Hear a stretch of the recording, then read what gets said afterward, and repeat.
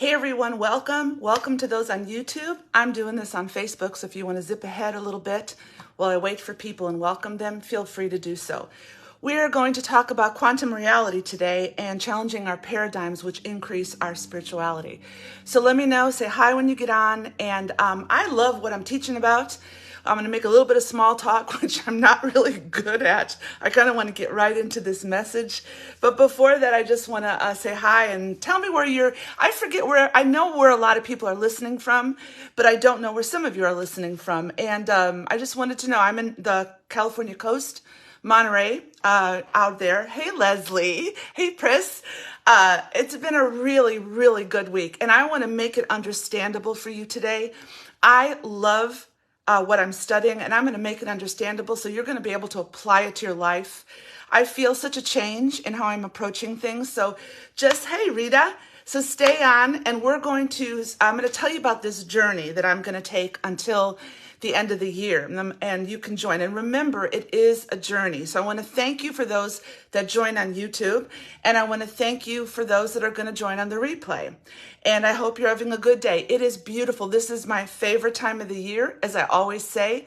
I love from September through January, but I always remember that I do not live where there's 5 feet of snow. So I love it even more. So, hey, Elaine. Okay, so let's get started. And those who join will join. I want to remember this is a journey, okay? This is not Facebook Lives that are going to show you accurately 6 steps in how to do anything. And so it is a journey of which my heart and my call is to expand your life. Hey, Sherry. I want to expand you by having yourself ask you questions.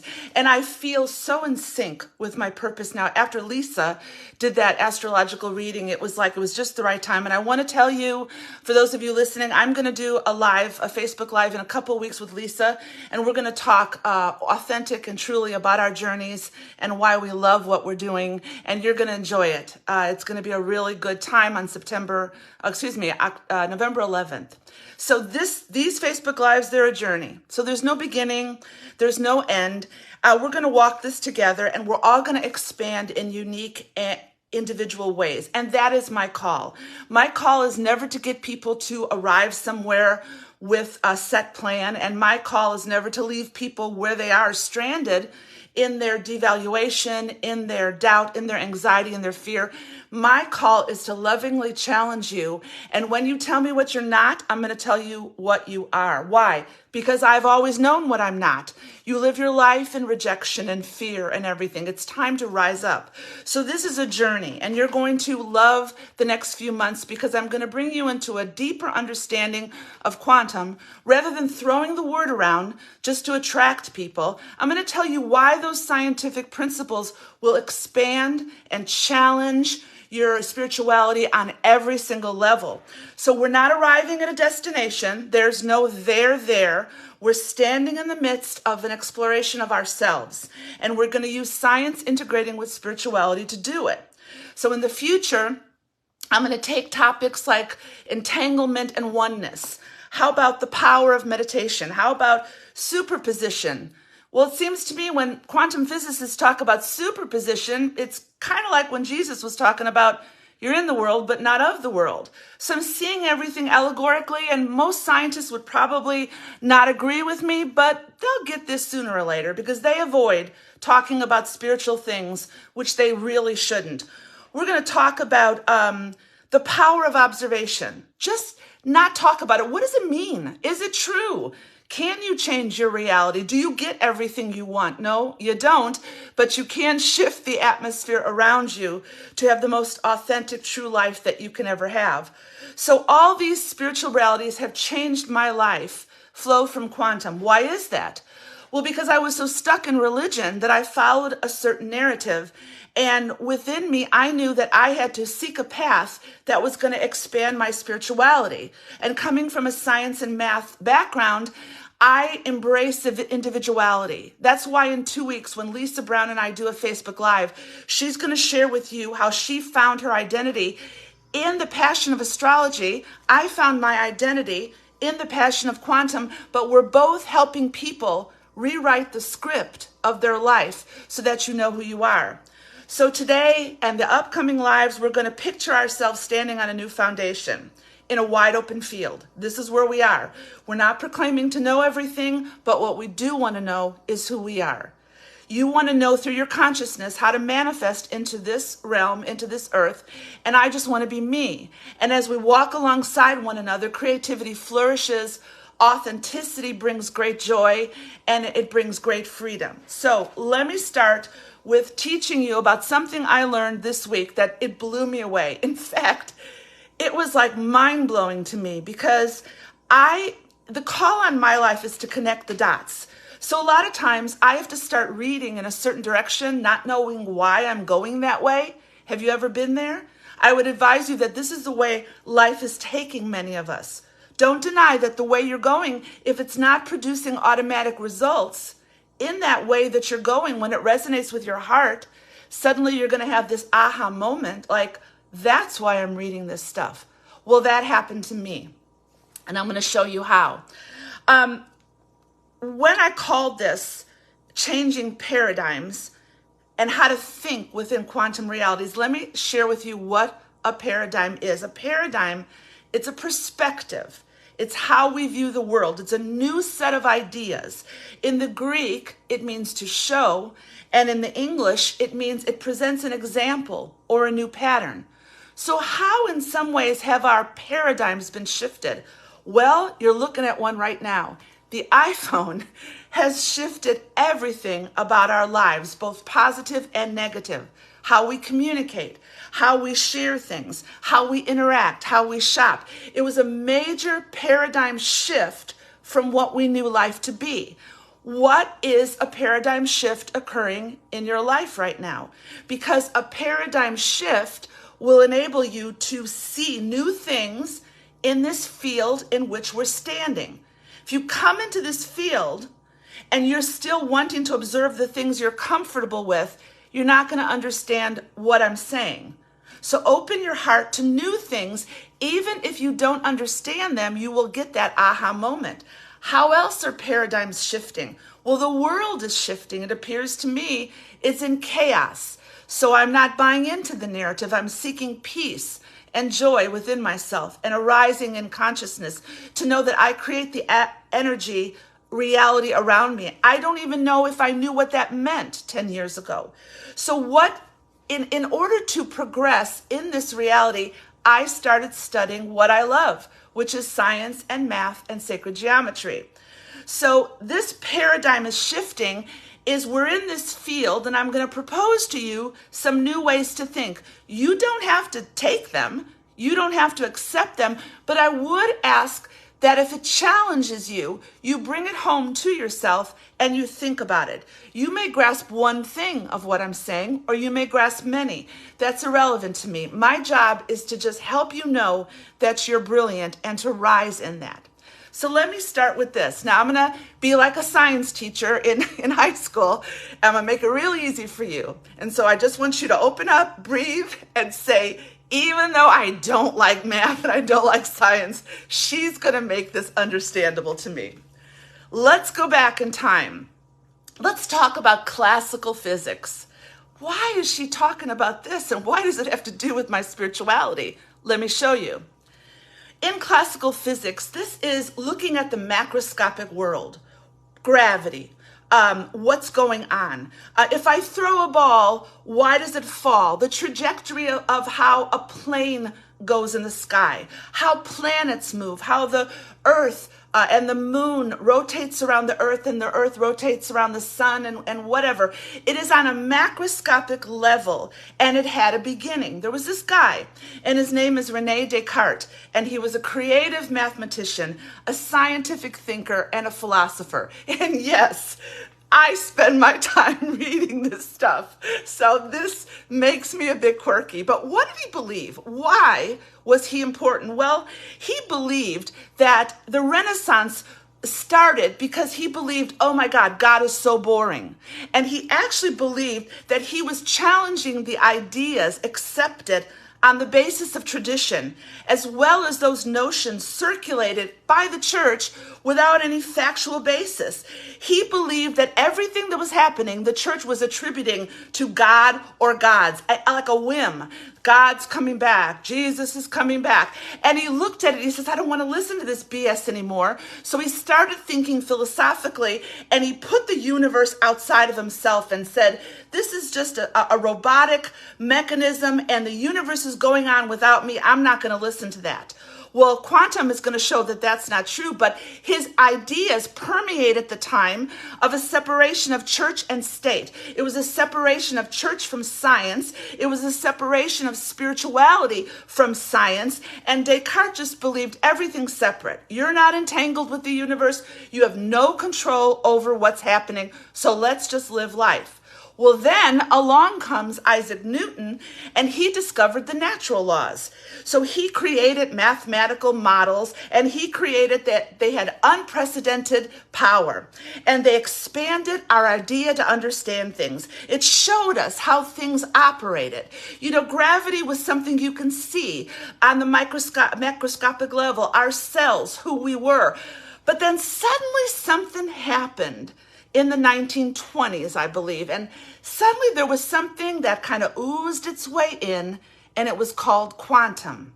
And suddenly it blew up everything people were talking about, and there came to be a division between classical physicists and quantum physicists. Because you see, the classical physicists said this is how things operate on things we could see. But the quantum physicists came along and said, no, those are not the rules of the subatomic realm. What do I mean by that? Well, I'll give you an example. You're energy, right? Of course, I'm energy, I'm vibration, but if I try to walk through that door, I'm going to be slapped by the laws of classical physics. Maybe one day we'll be able to do it. Maybe some people that are enlightened can do it now. Maybe that's what Jesus and other spiritual teachers came to show us on how to integrate the laws of the physical realm with the laws of the spiritual realm, and how to be in the world, but not of the world. Are you following me? So they came into a conflict because the classical physicists said, no, it's what you can see. And the quantum physicists said, no, those subatomic particles, they're not playing your game. They're operating in a different reality. You can't see it, but it's real nonetheless. So they started disagreeing on things, and quantum physics attempted then to prove itself in the face of Einstein, and quantum physics started suddenly getting experiments that blew people's minds. And that's why Richard Feynman was able to say nobody really understands quantum physics. It's a mystery. And a lot of the physicists, they advanced because they were not afraid to ask questions. They were sitting in that field with all the classical physicists saying, no, this is how it works. And the quantum physicists were saying, no, it's not how it works. Sound familiar? How many of us have sat in a church of classical physicists saying we are bound by linear time. This is the narrative. You have no purpose here other than to get to heaven. And we're going to show you the rules and how to get there. We're going to tell you, you have to obey this. You have to read this. You have to listen to this, to where we have become robotic thinkers with no creativity and no authenticity, just following the subject line week after week after week. And it's time for people to break out into a new spirituality that will expand you based upon exploring new realms that involve quantum physics, that also involve taking you into new places. So that's why religion and spirituality right now, follow me in this, are clashing in the same way that classical physics started with quantum physics. Quantum rewrote the script. It upset the apple cart. It said, let's explore this. And the classical physicists were trying to pull everybody down into what could be seen or what could be understood. I don't know about you, but that seems to me what religion does. It wants you to believe one thing and follow one way that's safe. Don't get out of the narrative. Don't explore. Don't create. Don't challenge. That's BS. I'm not going that way anymore. So I'm on a journey to expand my spirituality. No matter what anybody thinks or says, this is my passion. Now, let's tell you some of the differences and how I see what happened then is happening now. Let me give you some examples. In classical physics, many of those people thought that the universe was a self-operating machine. There were laws, and the universe obeyed those laws. And suddenly, quantum physicists come saying, no, it's not that easy. We help create the reality. Quantum physicists were saying the observer creates the reality. Well, that to me kind of makes sense, doesn't it? Because at the Big Bang, of which there may be many Big Bangs, wasn't there a divine mind there creating the reality of what was to come? And wasn't this divine mind observing what was to be created?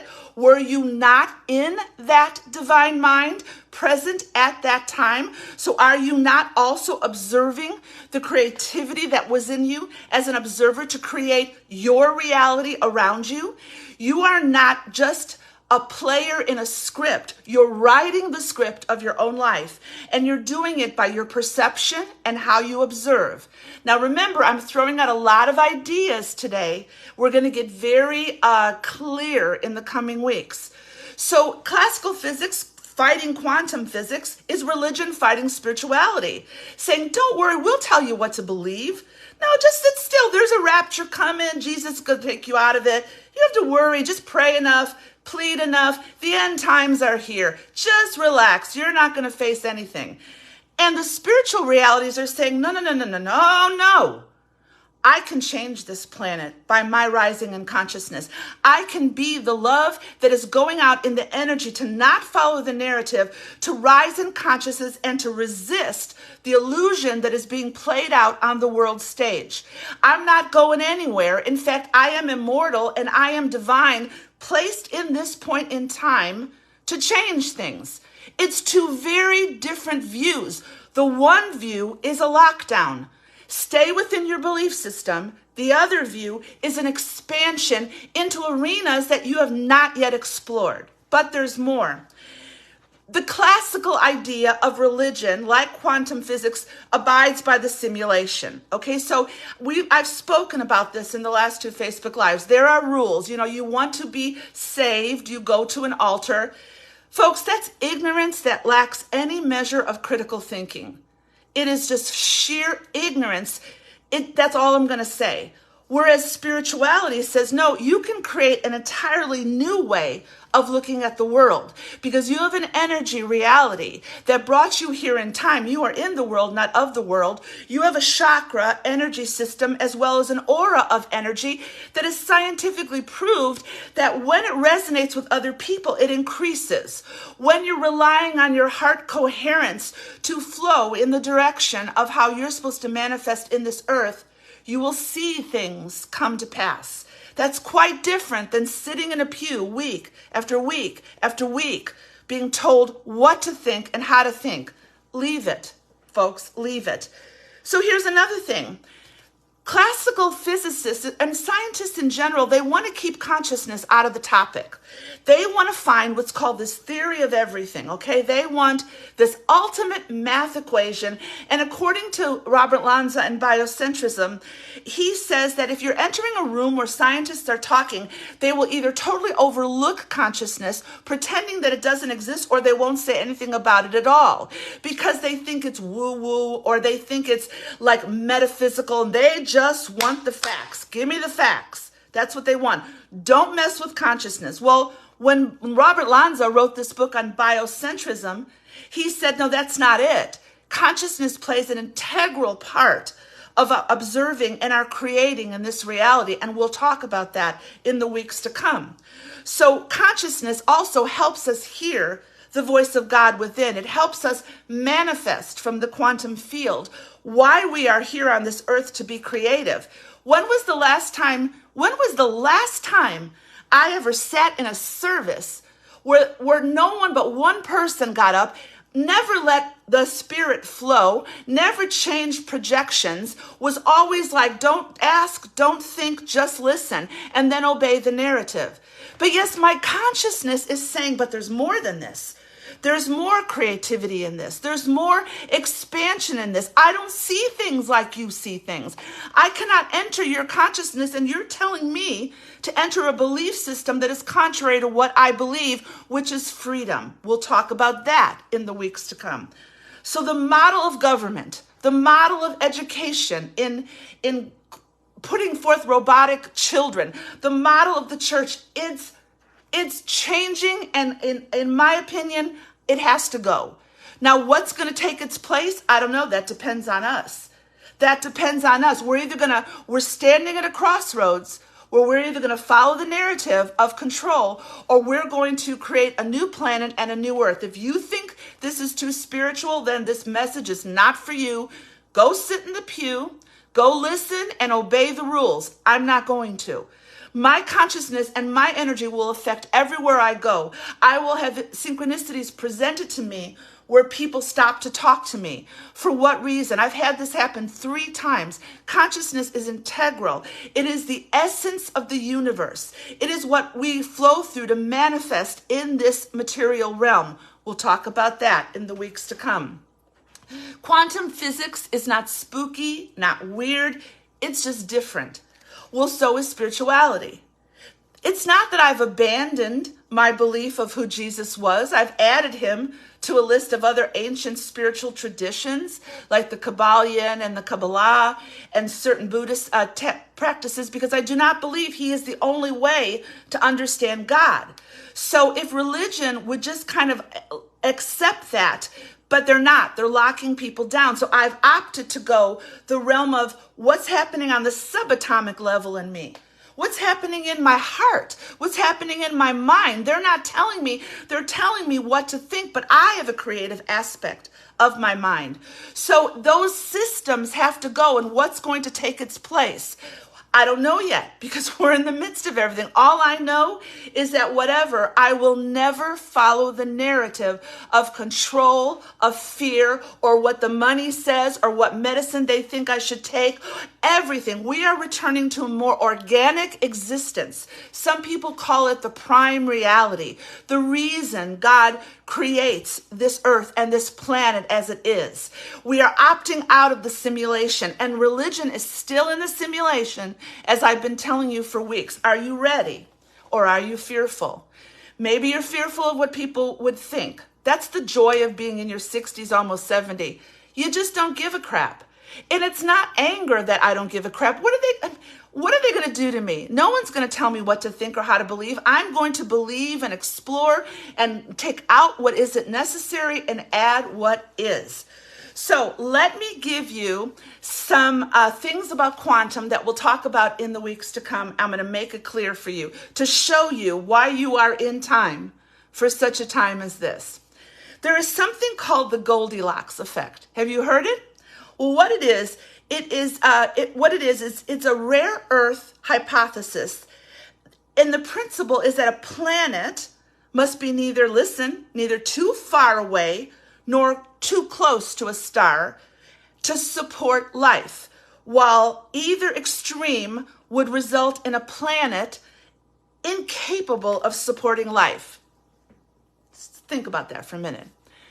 The quintessential designer of the divine mind of the universe has made the details of our life, down to the very essence of our DNA and our cells, down to the very essence of the subatomic realm.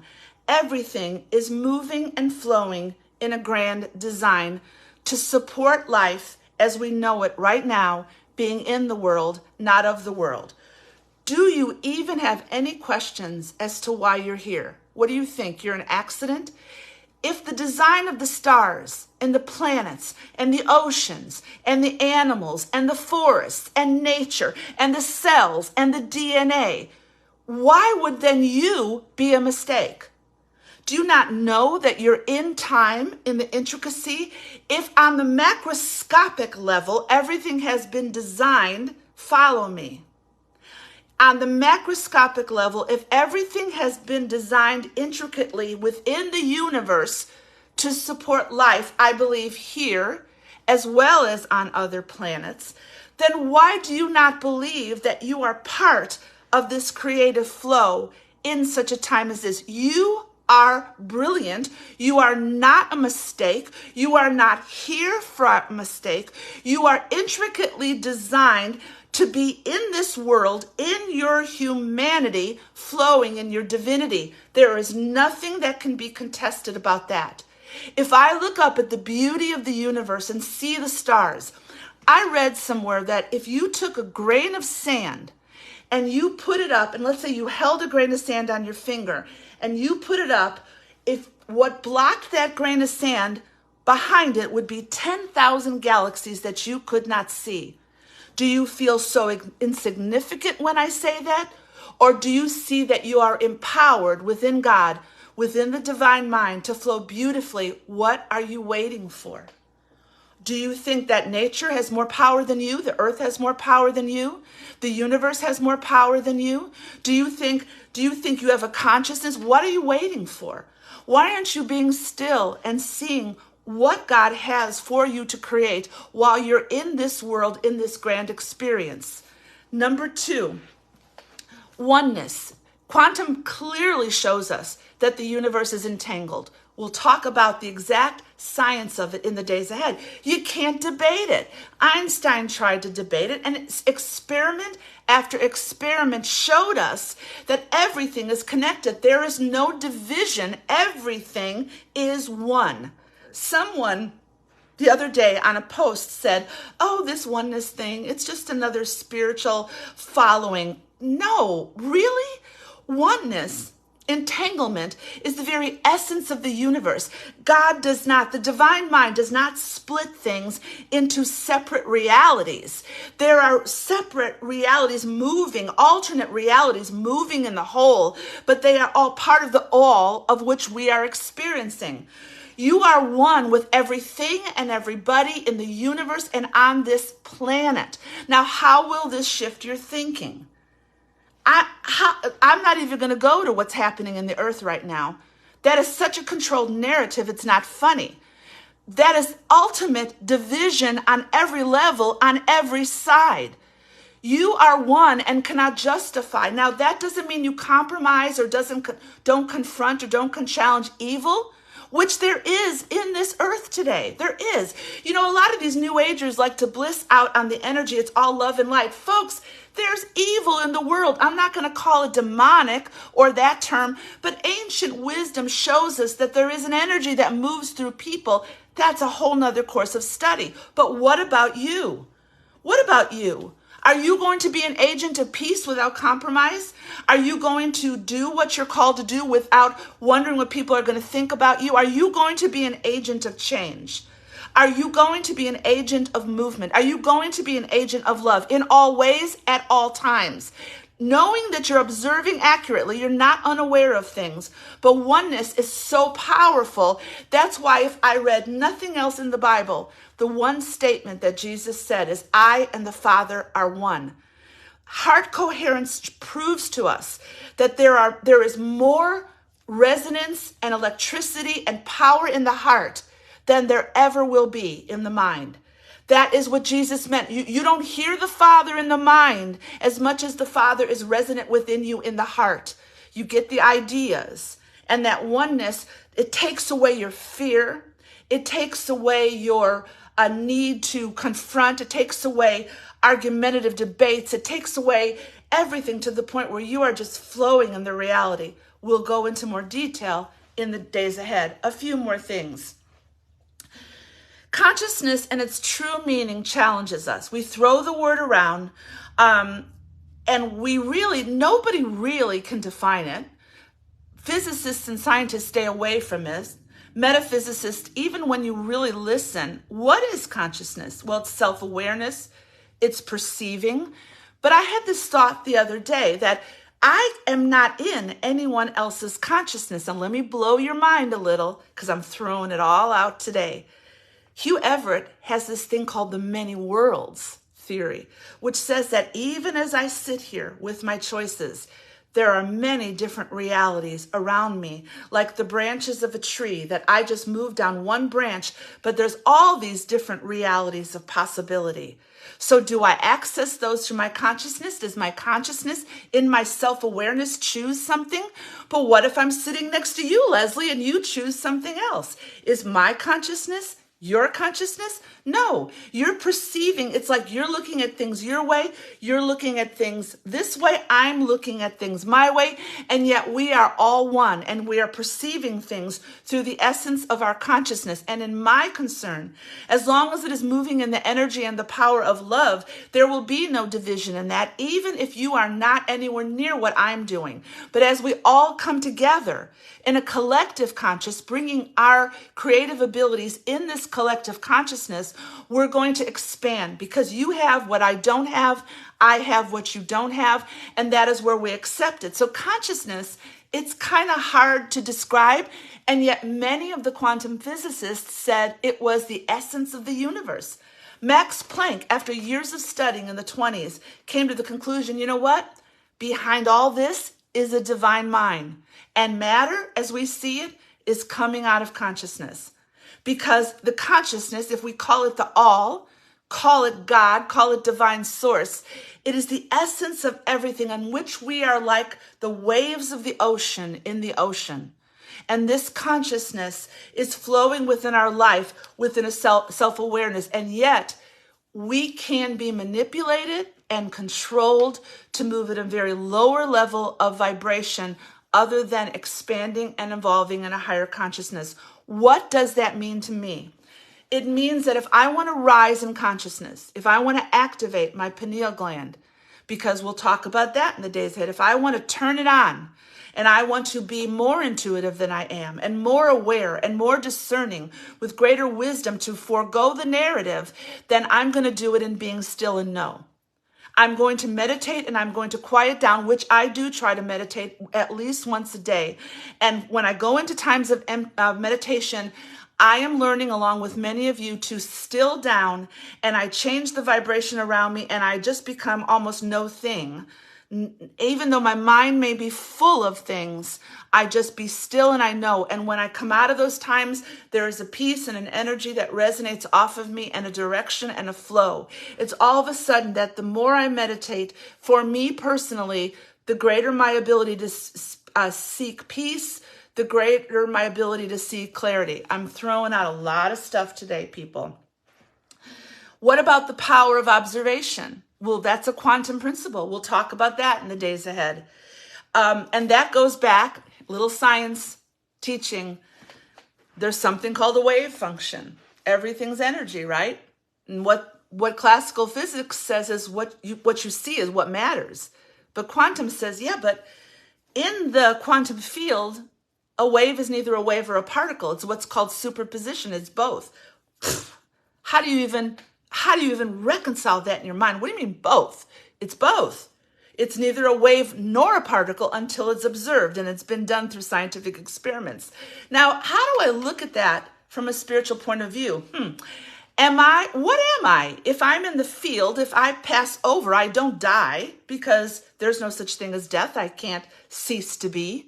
So I cross over and I pass over into the all, into that home where I am energy. I'm not in a body. Don't I have all the possibilities in me to manifest back into the earth? Maybe it is the observation of the divine mind that placed me in this planet, and is saying, now you're coming from a source of energy, and you're going to manifest embedded within the very core of your being. You're going to have all that energy, but it's going to manifest in time for such a time as this. That's quantum, folks, and I'll make it real easy for you to understand. This is all allegory. I have broadened my spirituality, and I have thrown out so much at you, and I'm a little excited today, because why am I excited? Well, because I have found my passion. This is what I love to do, and I don't seek for you to understand it all, because I know that as I'm following forth in this, there's going to be people that leave, people that stay, and more people that add. And that is what I'm excited about, because I have a dream and I have a vision in me and I can't get off the path. So I'm going to continue speaking this no matter what. How do I end? Well, here's some thoughts. Here's some quotes.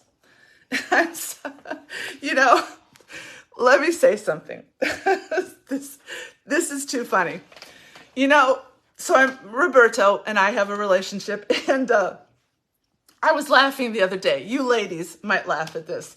And I thought to myself, well, see, there's a lot of women out there that like, oh, honey, can I cook for you? Can I do you want to go walk on the beach? But I'm like, do you know what Einstein said about this? So it's like, ladies, we are so diverse and so different. And the people that are in your life are going to resonate with your joy and with your peace. I finally acknowledge that I am quirky and I am in time. What about you? What are you denying about yourself that makes you you, trying to be everything to everybody? We'll talk about that. So let's leave with these quotes. And I thought of that because sometimes I will forego doing things because I want to study. And I thought, that's really kind of crazy, but I do. And then sometimes I just want to sit by the beach with a glass of wine and I don't want to talk about anything. I don't want to think about anything. That is the diversity and the beauty of who I am. What about you? So John Wheeler says this: no phenomenon is a real phenomenon unless it is observed. And consciousness is necessary to not only apprehend the cosmos, but it is necessary to how you observe your own life and what you create in life. So consciousness resists being examined by scientific methods. It resists being acknowledged. You know, consciousness, it allows us to hear the sound of God beating through our heart and the sound of our own intuition. But when was the last time? Maybe the church would do a little bit better if instead of gathering people, it actually just opened people up to discussion. What do you think about this? What do you think about maybe nobody needs to be preached to anymore. Maybe there's no need anymore for life coaches or conferences. Maybe we just need to gather in groups that resonate with each other, to challenge each other to grow, because the only way we will grow will be by exposing our own ideas and challenging them against other ideas to learn, well, okay, you changed my mind about this, let's go this way. There is a back and a forth dialogue which we are greatly missing. Martin Rees has also this quote. He says, the universe could only come into existence if someone observed it. It does not matter that the observers turned up several billions of years later. The universe exists because we are aware of it. That's going to be what we talk about in the many worlds theory and in the fact of observation. So consciousness is a state of being. So how do I end this today? When I do these Facebook Lives, I see my imperfections so clearly. It doesn't matter how you see me. I see my own imperfections, my own passion. You wouldn't believe people that write me and say, oh, you're so boring. Oh, I don't understand you. Oh, you're so emotional. And then that's when I say F you with love. Because if I at all listen to them, then I'm going to stop. And I'm telling you, something happened at that last astrological reading that it didn't provide me with answers without. It provided me with answers within. It provided with me with the ability to know that I don't want to be anybody else. I just want to be me. So when I am speaking to you, it is always, and this will be really good advice for you when you're standing in this field, like we said at the beginning. There's going to be people along the edges of the field, and they're going to try to get you to conform and leave the field, and you're too woo-woo, you're too scientific, you're too this, you're too that. There will always be the voices coming from outside of you and inside of you, trying to get you to walk a different way. But you have to accept everything about yourself, accept your quirkiness, accept that you process emotionally, accept that you talk a lot. Accept that you have a divine spark within you as a fire. Accept that you like quiet times. That is where even the astrological chart has a lot to say by the characteristics of your life that you may be questioning. So I want to end with, I have never been happier in all my life. Yet, my friends list has gone down. Fewer people than ever are watching my videos, and fewer people than ever are even watching my Facebook Lives. Do I care? No, because I'm finding my path, and I would encourage you to find yours. It is a very distinct path, and you need to, maybe it's your curtain call. Maybe it's time for you to get on that stage. Yeah, Tender, I know that you understand this because I've been following you for a long time, and you have a clear trajectory, and you just keep doing what you're doing. And I believe there will come a time we're not seeking for an expanded audience, but we're seeking to reach people to help them heal by simply showing who we are. So you're standing in this field. I need you to be still and accept yourself. Accept yourself and be healed. Now, in the coming weeks, we're going to talk specifically about certain things. I'm going to make this practical for you through examples and through quantum principles so that you can take things away. Also, in 2 weeks, I'm going to do a Facebook Live with Lisa Brown. We're going to talk about life. Someone who's 45 and someone who's near 70 has joined together to be women as we are called to be women, and to put out their truth and authenticity so that you just love your life. So thank you. Share this if you like. Tell me what you think. Give me one thing that touched you in this, and I will read the comments. I love all of you. You have a wonderful day and a wonderful weekend, which I will, because tomorrow, 10 o'clock, Dallas is playing the Rams, and at 1 o'clock, the Niners play. So I'm getting my wine, I'm getting my stuff together, because folks, even though I can espouse quantum principles, I love football. So you guys, you have a great day, and we'll talk the next time.